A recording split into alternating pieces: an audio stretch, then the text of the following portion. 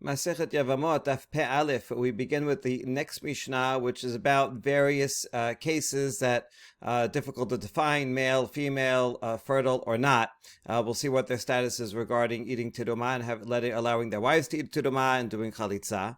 Then the Gemara in the Sugya will discuss a few interesting cases of nullification, bitul, when kosher and non-kosher food get mixed together.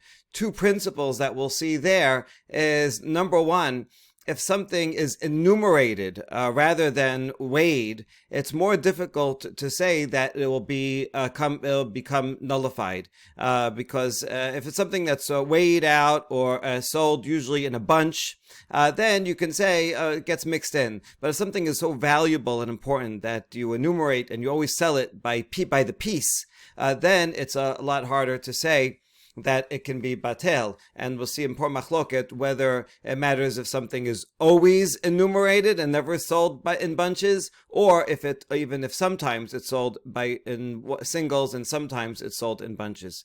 And that's the first principle. The second principle that we'll see is that it's easier to do bitul on min she'eno mino. If something falls into something else that is of a different nature, a different taste, a different kind, because then it's totally gone. But if it's min bimino, if it falls into the same thing, then how could you say it's nullified? It's all mixed into the very same type of food.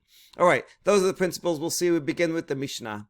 Siris Chama Kohen Shenasa Bat Yisrael Machila Bitruma. Siris Chama, again, is someone who is born with some kind of problem and is not fertile. It's not an injury, so therefore there's not necessarily anything physically wrong with their anatomy. They just have some disease, and therefore that person is a kohen, is a valid kohen, can eat teruma, can marry. They're not called pesua daka. Pesua daka is siris adam if he has an injury later on, but this person does not, and so he's a good kohen. He can marry, and he will eat teruma, and his wife can eat teruma. The Gemara will ask, this is Peshita.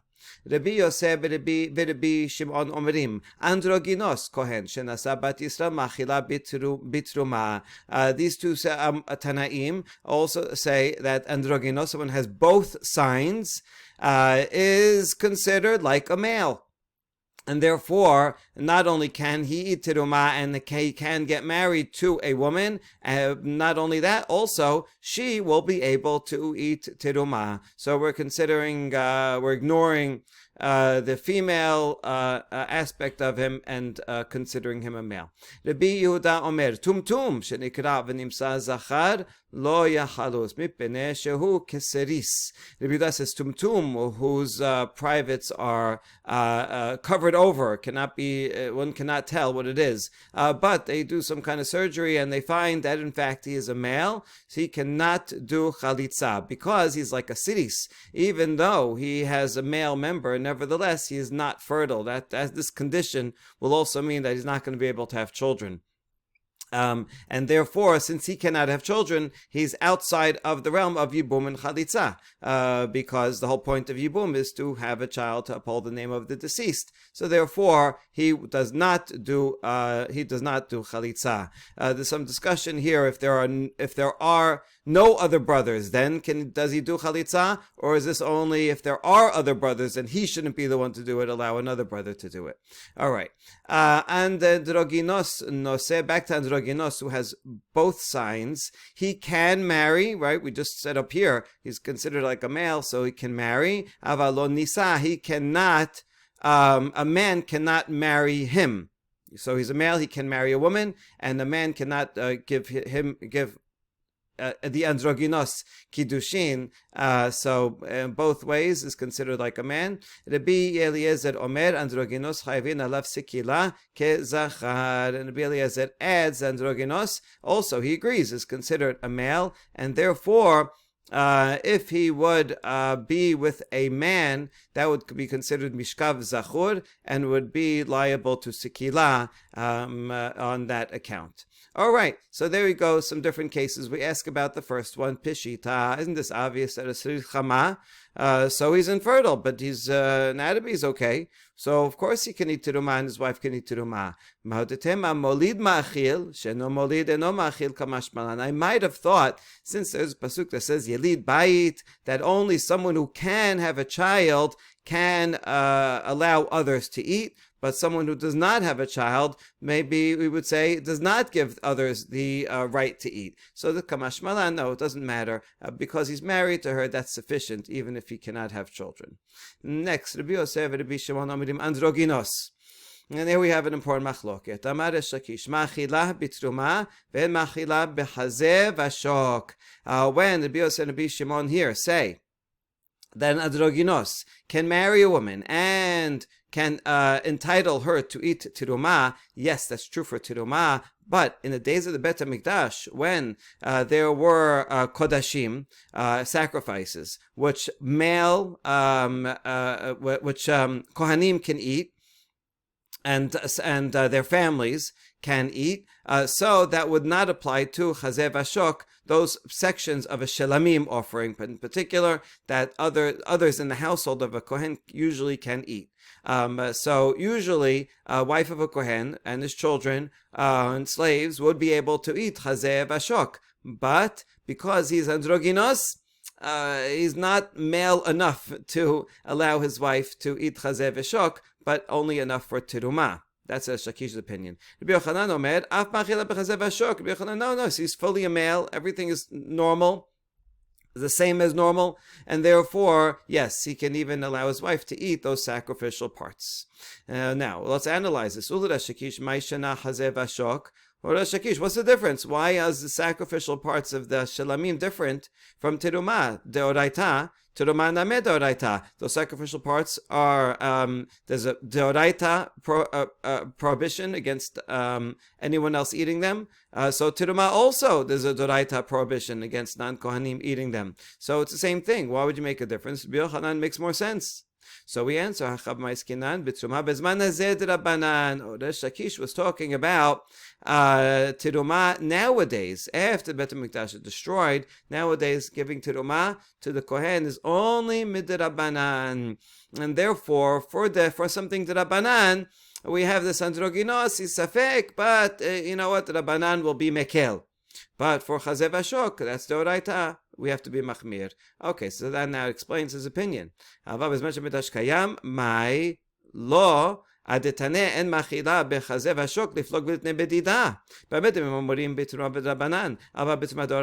But then we challenge the Shakish and says, okay, so that means according to you, tiruma in the times of the Bet HaMikdash, his wife would not, androgynos, his wife would not allow to eat it. Well, if that's the case, then he was not very clear. Instead of saying that a kohen, androgynos wife can eat teruma, but not chazeh vashok, instead of making a difference between these two types of holy food, he should make the difference within teruma itself. And he should say, when does the Mishnah say that teruma, androgynos' wife can eat teruma? That's only nowadays when it's Rabbanan. But in times of Bet HaMikdash, when it's Doraita, no. And then I'll know also the chazeh vashok, but you should make the distinction in something that's closer together, so I know exactly where the line is.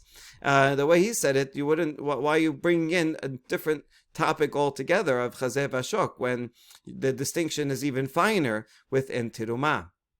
And we say, you know what? Actually, he would agree with that. Hachinami ka'amar, keshu machila betruma bazman hazeh derabanan, ve'en machila bizman chazeh vashok, ve'afilu betruma derabanan, dilma tedochla betruma deoraita. In fact, he did want to make a distinction from one type of tiruma to another, and that's actually what he meant by his words, because his opinion is that when he can eat it, meaning when he can entitle his wife to eat the androgynos, then she can eat tiruma, and that would apply nowadays to tiruma derabanan, and would not be able to eat chazeh vashok.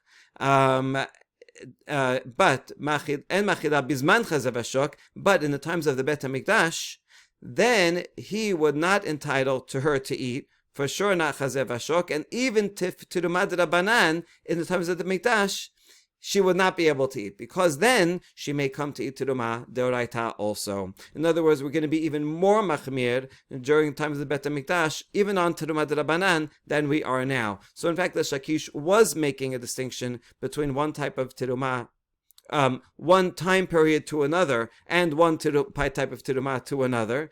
When he said chazeh vashok, he wasn't talking about that the fact that she cannot eat chazeh vashok. That's true all the time, no matter what. What he meant is the time of chazeh vashok, meaning the time when there is a Bet HaMikdash. And so his what he wanted to say is she can't eat teruma nowadays because it's all d'Rabbanan, so there's no need to make a gezerah. But in times of the Bet HaMikdash, when there is chazeh vashok and there is teruma deoraita, then you have to worry. If we're going to allow her to eat teruma d'Rabbanan, she's going to come to eat teruma deoraita also, because it's all going to be treated as one. And so now that explains the Shakish's language. Okay, now we're now going to analyze this machloket even further. We're going to see that Rabbi Yochanan Amar af machila b'chazeh vashok, who says that the wife of androgynos can even eat these deoraita things of chazeh vashok. He's going to also say that teruma is deoraita even nowadays. So therefore, there's no distinction between the time period and the type of food. And he's going to challenge Resh Lakish about this. Amar le Rabbi Yochanan le Resh Lakish. Mi sevrat teruma bezman hazeh d'Rabbanan. Resh Lakish, do you really think that teruma nowadays is d'Rabbanan? Amar le'in. Resh Lakish says, yes, I do. And I have a proof for it. Shani shone igul be'igulim ole. Because I have a teaching that says that igul literally means something round. It's talking here about fig cakes. The way that they would preserve figs is to dry them out and then take off the stem and then press them into a large cake, like a big piece of cheese. And then that would stay for a while. Now, if you have an igul that is prohibited, that's not kosher, because let's say it's teruma. That's not kosher, it cannot be eaten by other people. And it gets mixed into other igulim that are not teruma, that can be eaten by anyone. And so now it's all mixed together. Alternatively, could also be talking about a case of one fig cake that is teruma teme'ah, that falls into 100 that are teruma tehora and are kosher for a kohen to eat. The law in either case is ole, meaning it's batel. That one is batel in 100, and therefore, in the first case, a non-Yisrael can eat all of them, or in the second case, a kohen can eat all of them. And so what do you see here? Why should we say it's batel? The problem here is bitul with teruma is 1 in 100, but that's only if something that's regarding something that's not so important, that's sold in bunches or by weight. But if it's something that's enumerated, and fig cakes are enumerated, you sell them by the piece. Therefore, it really should not be batel. So why does it say here that it is nullified? Must be because it is the Rabbanan. Okay, good. That's a Shakish's proof that is the Rabbanan. Amar le Rabbi Yochanan says back, V'halo ani shoneh haticha b'chatichot oleh. He says, I have a different teaching. We're going to see all these teachings in a second. I have a different Tannaitic source that says, if you have hatat meat, that a piece of chatat meat that falls into other pieces of meat, then that are not chatat, that anyone can eat, it gets nullified. And although only a kohen can eat the chatat meat, when it falls into the rest of it, then it's nullified, and anyone can eat it. And pieces of meat are also things that are enumerated.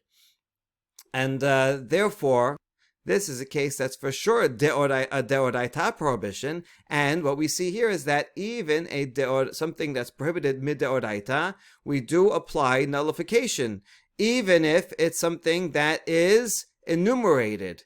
Why? Mi sevarat kol shedar kol imanot shaninu et shedar kol limanot shaninu. These two phrases look very similar, except for one word. One says kol and one says et. So Rabbi Yochanan says, I say et in this Tannaitic source, which again we're going to see in a minute.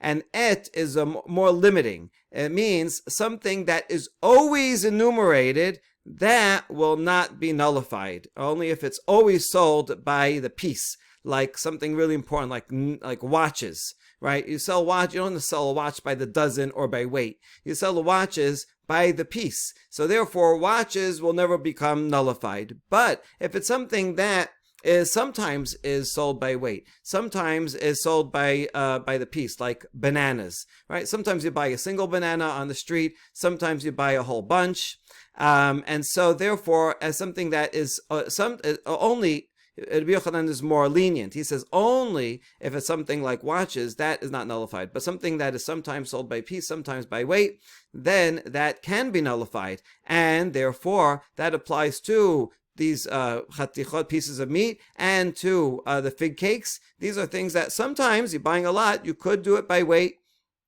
and therefore it can be nullified even if it is deoraita. So there, that disqualifies your proof.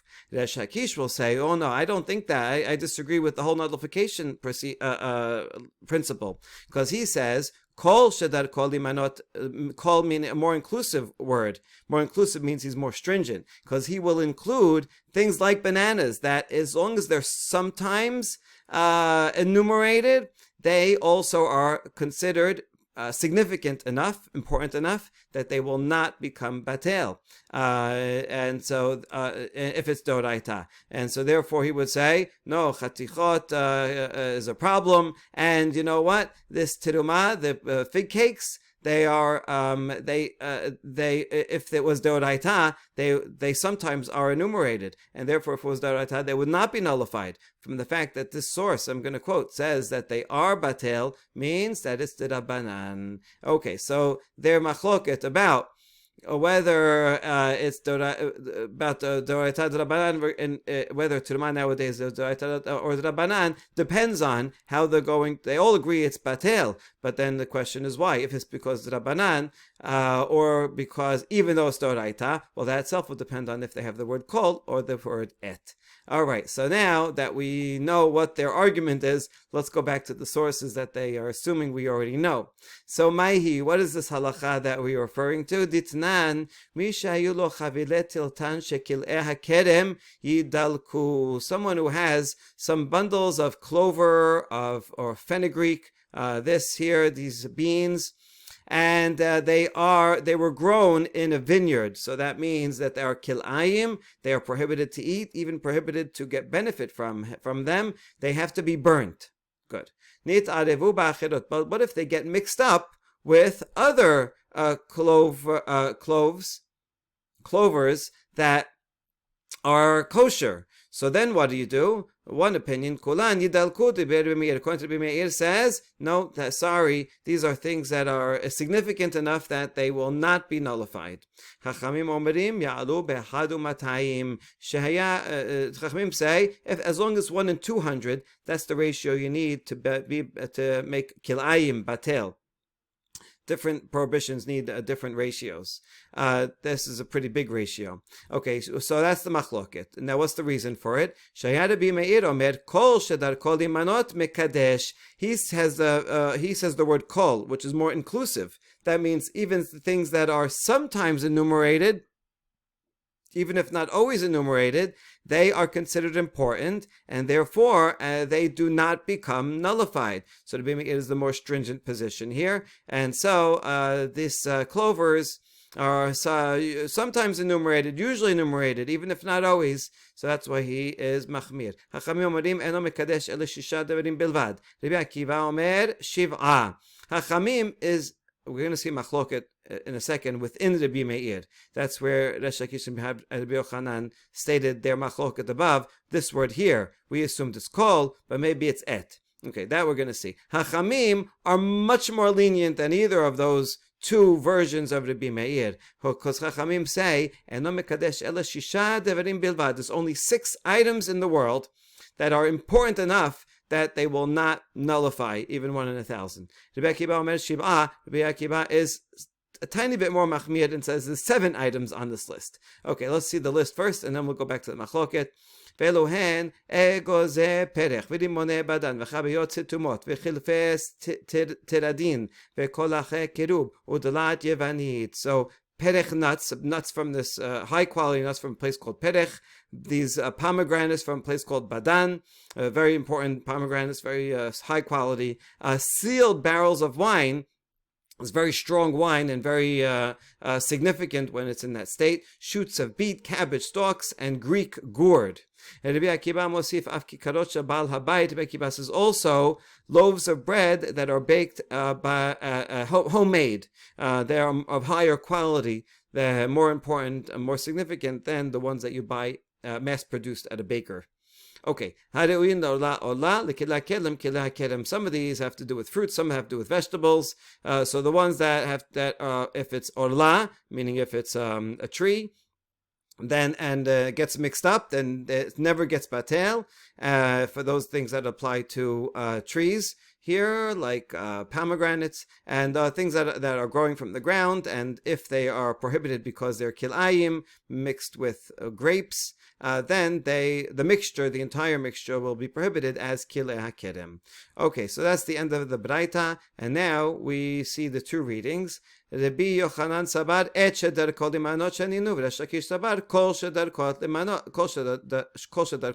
shaninu. So within Rabbi Meir here, who said, oh, when you get this clover is mixed up because they're kilayim and the whole thing has to be burnt, says Rabbi Meir, and he says because kol shedar kol lemanot, well, that's what we have here, and that's what Reish Lakish says is kol shedar kol lemanot, and so this he says even though it's something that is sometimes enumerated, so still does not batel. However, Rabbi Yochanan has a different reading of that Mishnah, and he says no. He says et darko. These clovers are always enumerated, and that's why we're machmir. But if it's something that's only sometimes enumerated, then like fig cakes, then he would say it is batel. Good. So that's the source that Rabbi Yochanan was referring to. Now, the second source that Rabbi Yochanan brought was my chaticha, was regarding pieces of meat of a chatat. That was referring to the following baraita. Detanya chaticha shel chatat teme'ah shenit arba beme'ah chatichot shel chataot tehorot. You have one piece of a chatat that's tameh. If it's tameh, no one can eat it, not even the kohen, because it's sacrificial meat that's tameh. It got mixed up in 100 pieces of chatat that's tahor, which kohen can eat.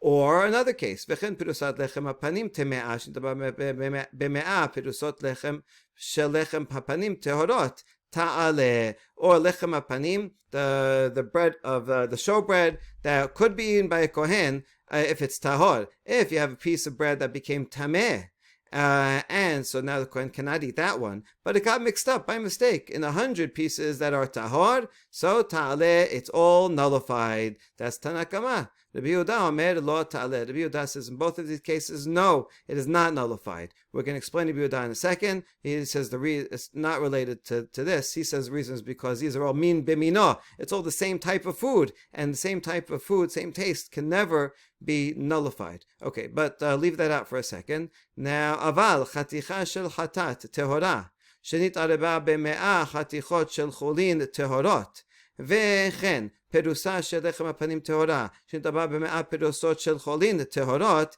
debra kol lo ta'ale. The Braita continues and says this case is different. If you have a piece of hatat that's tehora, meaning kohanim can eat it, but not anybody else, and it got mixed up with 100 pieces of meat that's chulin, that's tahor. That's something that anyone can eat.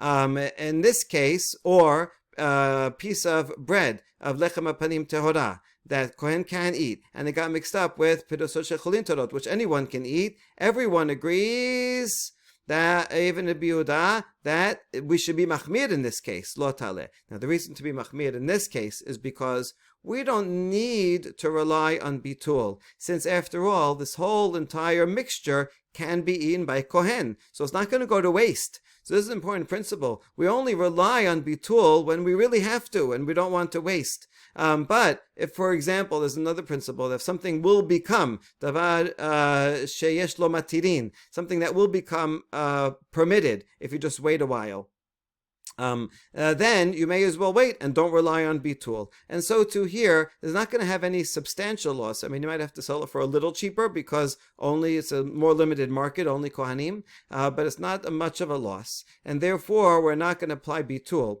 when we don't need to. In the first case, however, this is something that's not no one can eat, that falls into food that a kohen can eat. There we do apply bitul.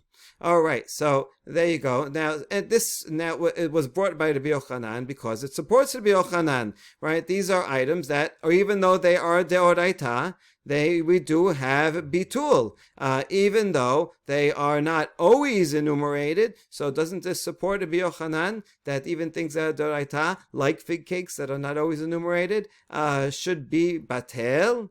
So katani miyat resha ta'aleh. That's our question. You see, not from the sefer, it's a different story, but from the resha is a good question on Resh Lakish. Amar Rabbi Chia bered Rabbi Huna benimocha. Oh, the resha was talking about a case where that meat has melted. It's been smashed.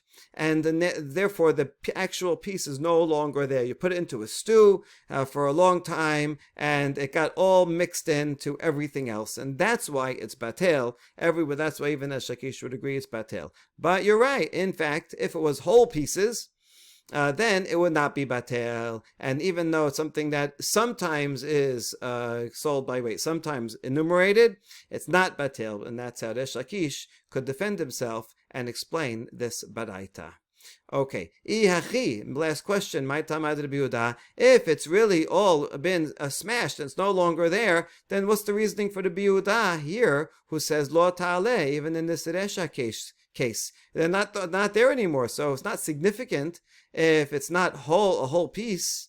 And the answer is Rabbi Yehuda l'ta'ameh damar bin b'mino lo batir. Rabbi Yehuda in general, and all the different cases of bitul, says that you can only make something batel if it's two different tastes, two different food items, like milk that falls into meat. These are different foods, different tastes, and therefore, if there's so little milk that you're not going to taste it in the meat, so it's batel, and the whole thing is kosher. But if, let's say, it's non-kosher gravy that falls into kosher gravy with the same taste, well, there's no contrast, right? You can only nullify something if there's a contrast between them, and then there's so much more of one than the other that you could tell from the contrast that there's no longer, one of the elements is so little that it's gone. That you can have a sense of bitul. But if it's all the same type of thing, then the whole concept of nullification cannot possibly apply, and that's the reason for the biuda here.